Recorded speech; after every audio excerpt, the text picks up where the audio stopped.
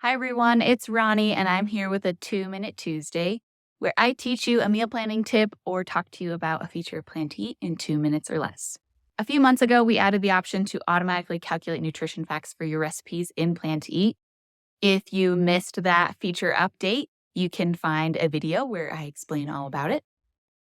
And there has always been the option in the website meal planner to view your nutritional options right on the meal planner from your recipes.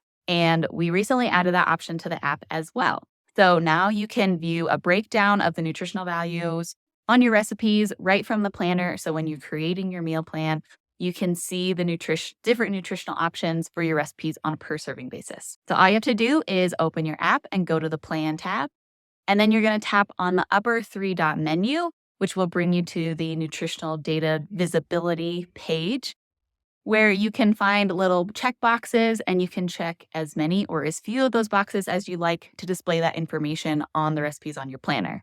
There's a little example at the top that's going to show you exactly what it's going to look like on those recipes. So you can decide if you would rather have more or less information displayed. Then you can just hit the back arrow because selecting those options is going to automatically save.